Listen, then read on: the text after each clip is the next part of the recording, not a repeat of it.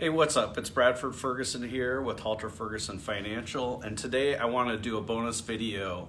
Last week we talked about the 4% performance drag that investors experience in the funds that they're in versus how they could have performed if they invested in the index. And whenever I tell people about this 4% that they're leaving on the table every year, which adds up to you being able to have 3 times as much as your money over 30 years versus if you don't make this mistake. So it's huge. It's not just 4% 1 year. Whenever I tell people about this, they think automatically that it's about the mutual fund fees or the fees that their brokers charge them. So this 4% drag includes the mutual fund fees. It doesn't include what the brokers charge, okay? So how does this happen? So there's a company called Dalbar that does these studies where they find that the average investor leaves anywhere between 3 and 5% on the table every year in equity funds. And they do these studies over very long time periods. So it may be the case that you're not doing this every year, but you might do it at a critical junction in the stock market. And this drag is because of behavior. So what we know of just the average investor is that the average investor is smart, successful, and can afford to save and put their additional money in the stock market.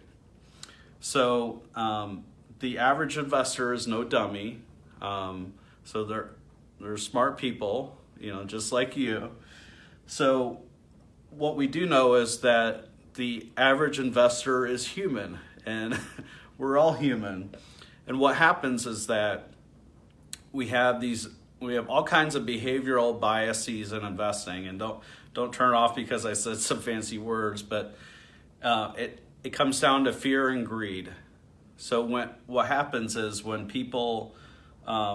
things get scary in the market, people tend to sell, or if their investment isn't doing well, they tend to sell that investment and move into a different investment. And it's just also very hard to stay diversified. So at the end of the year, you're going to look at all your investments and you're going to see which ones did the worst and which ones did the best. And the temptation is to move money from the ones that did the worst and put it into the ones that did the best. So for example, this year, U.S. stocks have greatly outperformed international stocks. When I looked earlier this month, things have definitely changed since then, but U.S. stocks were up 9%, whereas international stocks were down 3%. But it just so happens that last year, international stocks outperformed U.S. stocks by a wide margin. So it goes back and forth. So the majority of this performance drag is from behavior. And what was really interesting was I started looking on Morningstar.com, and what they'll show you is you can look at performance and you can look at how a fund did and how investors in that exact same fund did, what their experience was. So Vanguard has a very popular S&P 500 fund, and the ticker on it's VFINX. And this is not an investment recommendation whatsoever.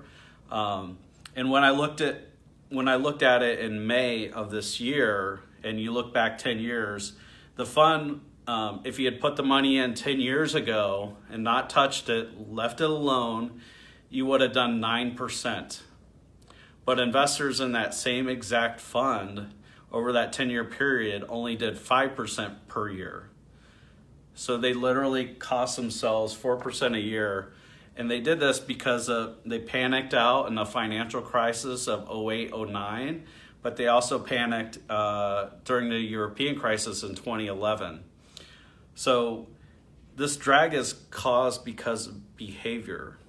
It's not because of fees. So this example I just gave, the 9% versus the 5%, it's investors in that same exact fund. And that fund happens to have very low fees. Their fees are very close to zero. So it's not fees that are causing it, it's investor behavior.